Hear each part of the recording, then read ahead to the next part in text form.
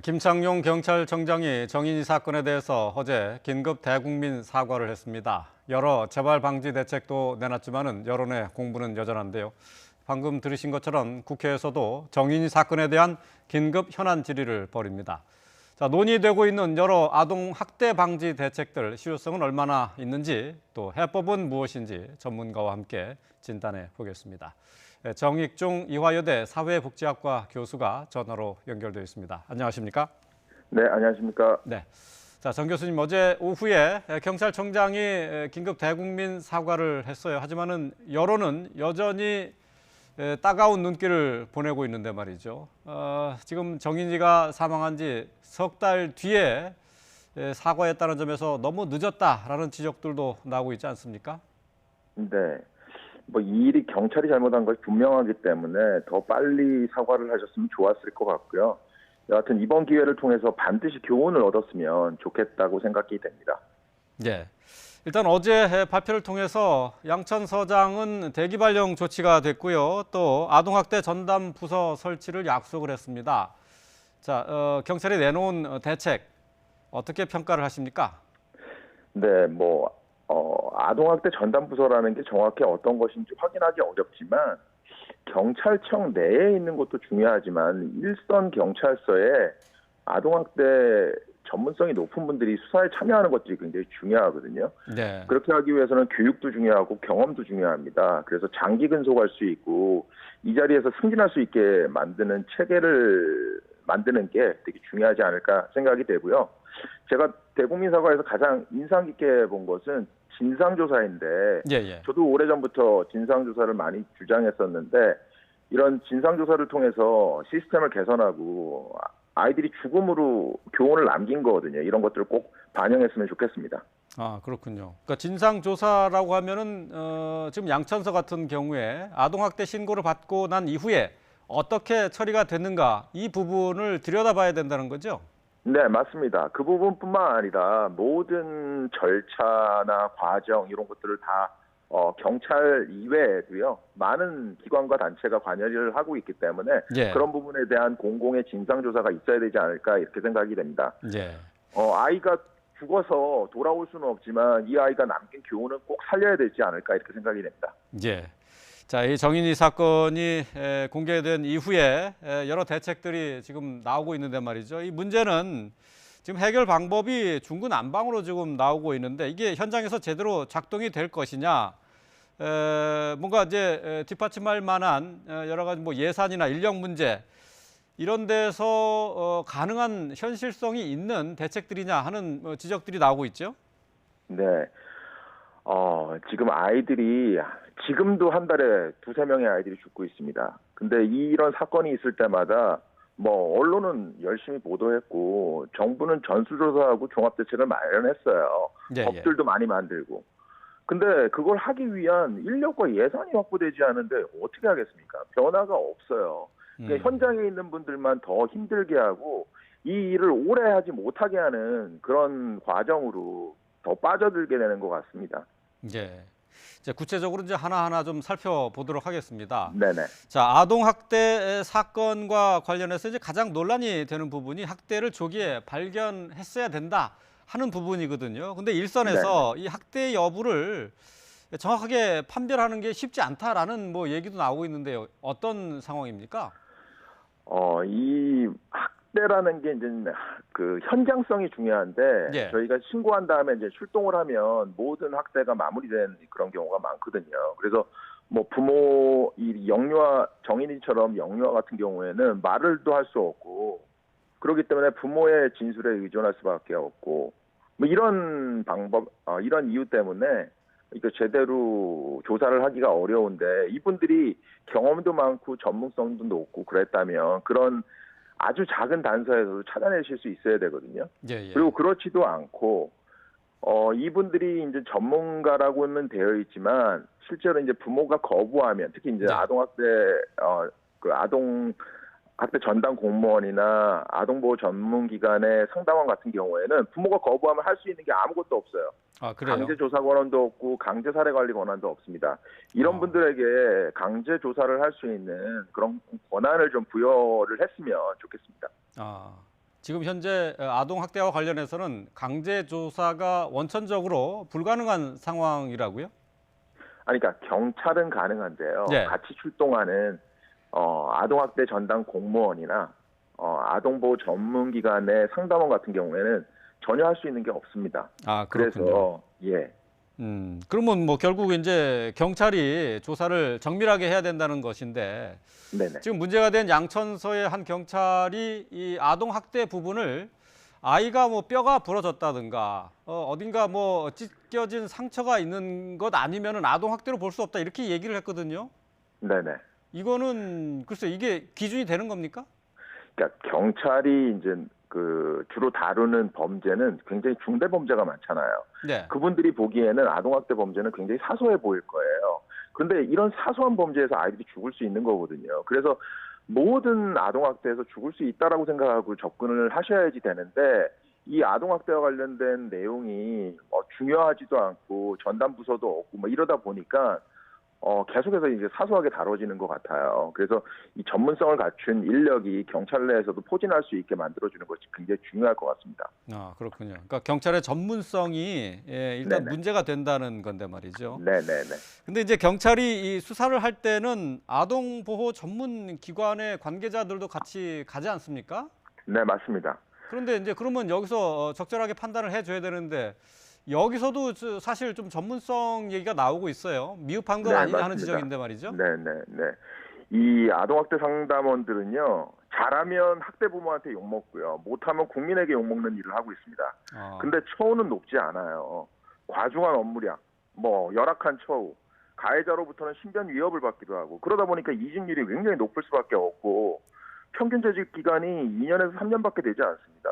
예. 이건 유사업종의 근속연수의 절반밖에 되지 않는 거거든요. 이러다 보니까 전문성을 기를 수가 없죠. 뭐 경찰이나 마찬가지로 아동보호 전문기관도 역시 전문성에 한계가 있다는 그런 얘기인데 말이죠. 네, 맞습니다. 지금 이제 대책으로 나온 것 중에 정부에서 내놓은 것은 1년에 2번 아동학대 신고를 했을 경우에 아동을 즉각 분리할 수 있는 법안을 만들어서 오는 3월에 시행할 예정이다라고 밝혔는데 말이죠.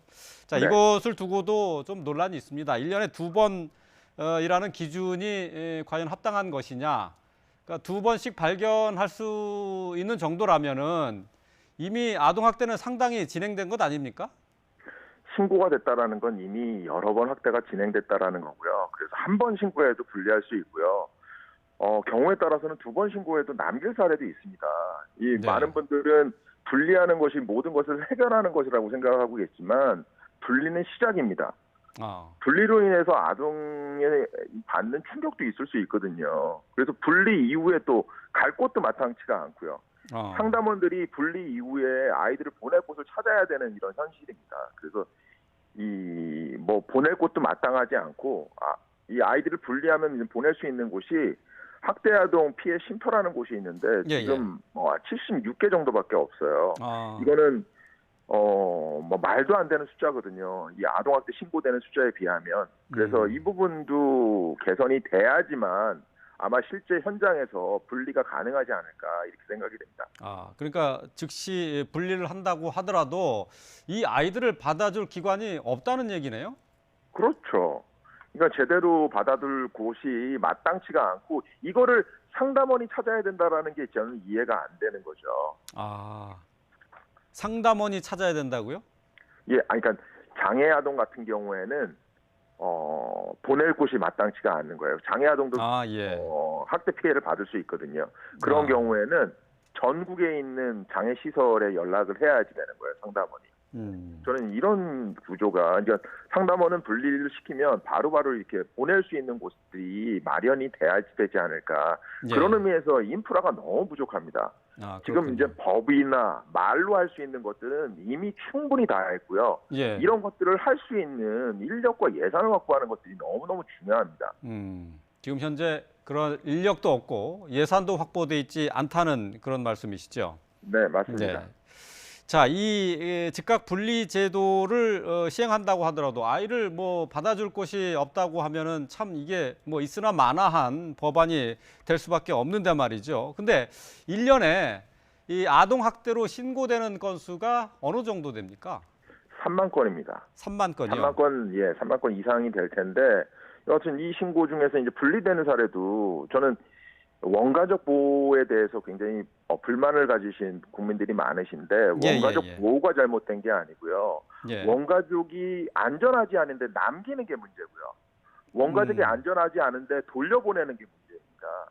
그래요. 저희가 이게 학대 부모가 이 가해자이기도 하면서 보호자이거든요. 이 부모를 적절하게 교육, 훈련, 상담, 치료해서 좋은 부모가 될 수 있도록 만드는 것이 너무 중요합니다. 예. 근데 지금은 그런 부분들도 굉장히 부족하고요. 예.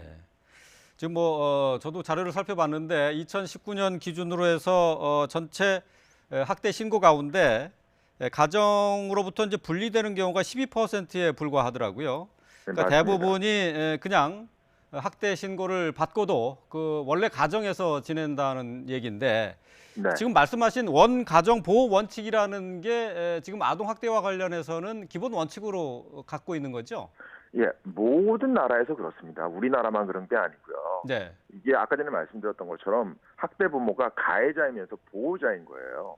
그렇기 때문에 원가족 보호라는 게 굉장히 중요한데 지금 문제인 거는 그 원칙이 문제인 게 아니라 원가족이 안전하지도 않은데 남기거나 원가족이 안전하지도 않은데 돌려보내야 되는 이런 현실이 너무 안타깝다라는 예. 생각이 듭니다.